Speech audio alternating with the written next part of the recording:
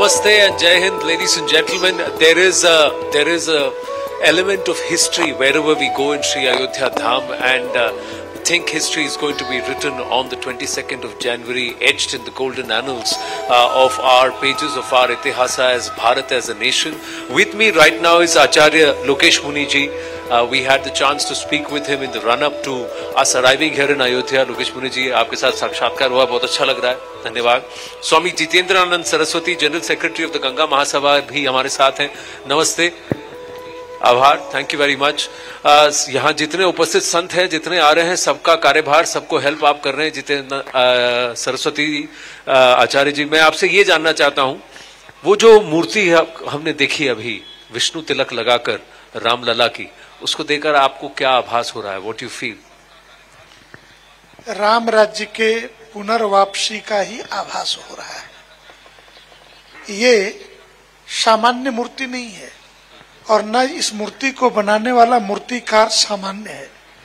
3 अलग अलग मूर्तिकारों को अयोध्या के 3 कोनों पे अलग अलग कमरों में बगैर मोबाइल के, आप कल्पना कर सकते हैं कि आज के युग में मोबाइल के बगैर जीना कितना कठिन काम होता है.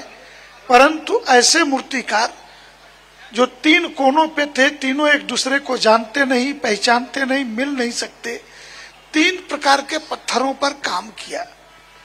उनकी तपस्या थी और उस तपस्या में से इस मूर्ति का चयन ट्रस्ट के सभी सदस्यों ने मिलकर के, बाकी ट्रस्ट से मंदिर निर्माण समिति से जुड़े लोगों ने मिलकर के, इस मूर्ति के बारे में एक विशेषता बता दूं जी. अभी मूर्ति है, स्थापित होने के बाद, प्राण प्रतिष्ठा के बाद यह विग्रह है जी, विग्रह. परंतु जिस व्यक्ति ने इस मूर्ति को बनाया है, उस मूर्तिकार की स्थिति ये थी कि रात्रि के 12 बजे भी माला जपते हुए लेटा पड़ा है. अचानक उसके मन में कोई भाव आते थे तो छिन्नी हथौड़ी उठ जाए और वो मूर्ति पर चलने लगती थी. तो भगवान राम ऐसे ही नहीं आए हैं. या ये जो आज हम 22 जनवरी पौष शुक्ल पक्ष की द्वादशी का दिन संवत 2080 का देखने जा रहे हैं, ये दिन ऐसे नहीं लौटा है. इस दिन के लौटाने में 492 वर्षों का संघर्ष और पिछले 3 वर्षों में मंदिर निर्माण की साधना, ये सभी ने मिलकर दुनिया के 132 देशों में रहने वाले हिंदुओं के मन के विश्वास को जगाया है. तब आज आपको भारत इस रूप में नाचते गाते दिख रहा है. कभी टाइम स्क्वायर पर भी यूएस के अंदर नाचते हुए, कार रैली करते हुए हिंदू दिख रहे हैं. और अयोध्या की गली गली में बरबस आंखों में आंसू है. आप निकलिए ना, किसी साधु से, अनपढ़ होगा, माला जपता होगा, उसने कोई पढ़ाई लिखाई, मस कागज छुइयो नहीं, कलम कहियो नहीं हाथ, लेकिन उस साधु के पास जाइए तो सही, आपके कैमरे की नहीं, उसकी आंखों में आंसू है. ये जो 500 वर्षों में खोया स्वाभिमान लौटा है, ये उसके खुशी के आंसू हैं अयोध्या, और ये मूर्ति इसी बात को प्रदर्शित कर रही है. स्वामी जी, मैं आपसे जानना चाहूंगा, क्योंकि आपने बहुत अंदर की बातें बताई हैं कि अरुण योगीराज जो कि मूर्तिकार हैं, वो माला जपते हुए अचानक रात में उठकर उन्होंने इसको तराशा है. तो जब इसका साक्षात्कार हुआ, आपने कहा 3 कोनों में बैठ के तीनों ने इसको तराशा है, काम मूर्तिकारों ने काम किया. तो जब मूर्तियां देखी गई तो क्या उसमें कोई ये था कि इसको चुने कि इसको चुने? वोट कहीं बटे थे? को बड़ छोट कहता अपराधो, साधना तीनों मूर्तिकारों की, लेकिन सबको पहले से बताया हुआ था. मानसिक रूप से सभी तैयार थे इस बात के लिए कि किसकी मूर्ति का चयन होगा, ये हम नहीं कह सकते. और इन शर्तों के साथ किसी मूर्तिकार को स्वीकार भी नहीं किया था कि आप जो मूर्ति बनाएंगे उसी मूर्ति को हम स्वीकार कर लेंगे या ट्रस्ट स्वीकार करेगा, ऐसा भी नहीं था. परंतु ये जरूर था, साधना तीनों की है, मूर्ति हम तीनों उपयोग कर रहे हैं. ऐसा नहीं है कि ट्रस्ट, जैसा ट्रस्ट के लोगों के द्वारा बताया गया कि मूर्ति एक ही, नहीं, मूर्ति तीनों उपयोग होने वाली है. कहाँ उपयोग होगी, ये ट्रस्ट और मंदिर निर्माण समिति के विवेक पर ये सब कुछ है. परंतु इतना जरूर है कि ये तीनों मूर्तिकार इस सदी के सबसे बड़े साधक हैं. जिन्होंने मूर्ति और विशेषकर अरुण योगी राज इनकी बनाई हुई मूर्ति सुभाष चंद्र बोस की प्रतिमा जी आप देख रहे हैं। हाँ, दिल्ली में इन्हीं की बनाई हुई भगवतपाद आद्य शंकराचार्य की मूर्ति केदारनाथ में देख रहे हैं। तो स्वाभाविक था कि ये दो मूर्तियों के परीक्षा से जो निकल करके और भगवान रामलला के लिए तो अरुण योगी राज एक साधक के रूप में जिया है। इस बात के लिए उसे बधाई तो दी जानी चाहिए, आशीर्वाद भी दिया जाना चाहिए कि वो साधक के रूप में जी करके, क्योंकि प्राण प्रतिष्ठित होने के बाद यह मूर्ति जिस मंदिर के लिए लाखों ने प्राण गंवाए हैं उस मंदिर में मूर्ति की प्राण प्रतिष्ठा है। ये ध्यान रखने योग्य बातें हैं। जी, उस पर हम बात करेंगे, पर मैं आचार्य जी से भी जानना चाहूंगा व्हाट वाज द भावा, आपको क्या लगा, आभास हुआ जब आपने पहली बार इस मूर्ति को देखा, साक्षात्कार हुआ?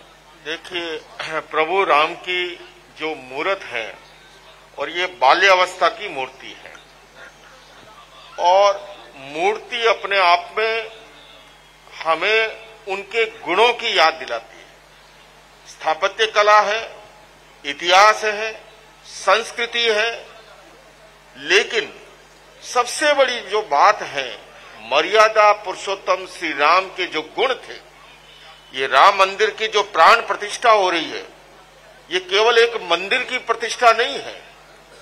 मेरी दृष्टि में ये राष्ट्र मंदिर का निर्माण है, ये राम राज्य की स्थापना की आधारशिला है।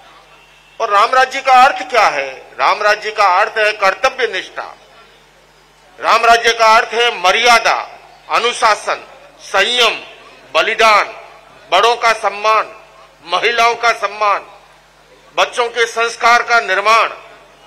तो ये मूर्ति देखने के मात्र से उनके गुणों की याद आती है। बल्कि मैं तो CNN न्यूज 18 के माध्यम से देशवासियों को आह्वान करना चाहूंगा कि 22 जनवरी को अभी से अपनी मानसिकता तैयार करें कि मर्यादा पुरुषोत्तम श्री राम के जो गुण थे उनमें से यत्किंचित रूप से हम आत्मसात करें और संकल्पबद्ध हो कि उन गुणों को हम जीवन में उतारेंगे और हम अपने देश को राम राज्य की ओर लेकर के जाएंगे।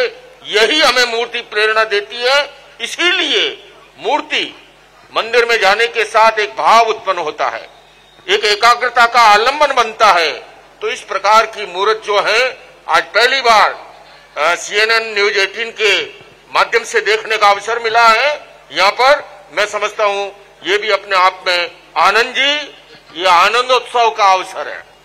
बिल्कुल आनंदोत्सव है। पर स्वामी जी मैं आपसे जानना चाहूंगा कि ये जो कल्पना की गई है रामलला की 5 वर्ष की उम्र में और खड़े हुए हैं और एकदम जैसे कि राजस्व है वो दिख रहा है तेज, लेकिन भाव मुख पे अगर आप देखें उस पर इफ यू सी इट कि एक मासूमियत भी है, एक इनोसेंस भी है।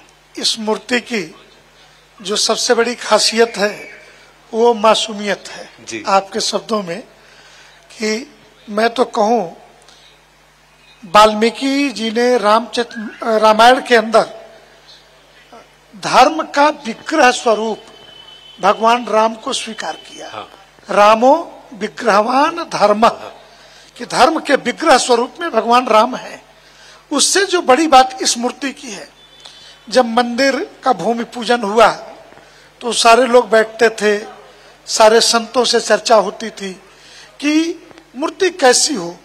तो कहते कि इक्ष्वाकु वंश प्रभव, कि इक्ष्वाकु वंश में सूर्य के वंश में भगवान राम का प्रकटीकरण हुआ, तो सूर्य का संबंध भगवान राम की मूर्ति से कैसे स्थापित किया जाए। तो श्रद्धेय प्रधानमंत्री श्री नरेंद्र मोदी जी ने बातचीत में सबके एक सुझाव दिया कि क्या हम ऐसा कर सकते हैं।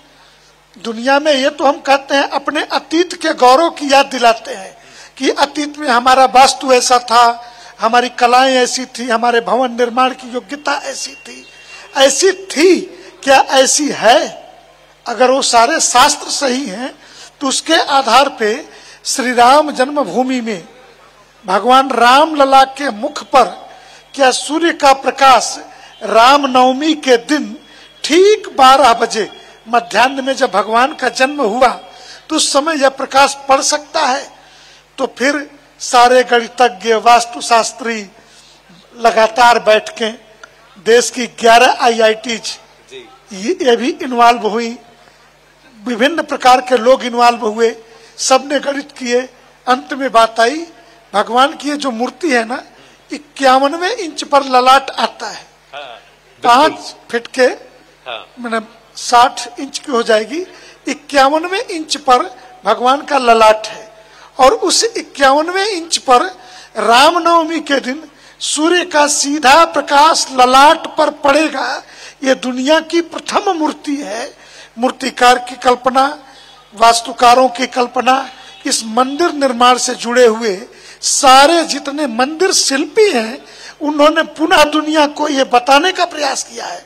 ये सिर्फ एक मंदिर नहीं है, ध्यान रखिए, ये बताने का प्रयास किया है हम श्रेष्ठ थे, हैं और आगे भी रहेंगे। बहुत सही कहा आपने, that using knowledge of the past to build something in the present that will continue to be a beacon of who we are as a civilization in the future. Because the claim is that this temple has the foundations to withstand the vigors of nature, the vagaries of nature, and also any other assault on it for nearly 1,000 years. For 1,000 years, this mandir will stand, and on Ram Navami day, you will have the sun shining directly on the forehead, Lalat, this part of Ram Lala Virajman. That's the Murti, the Vigraha that you've just seen. We're going to take a very, very short break. The conversation with Acharya Lokesh Muni and Swami Jitendranand Saraswati continues on the other side. Stay with us.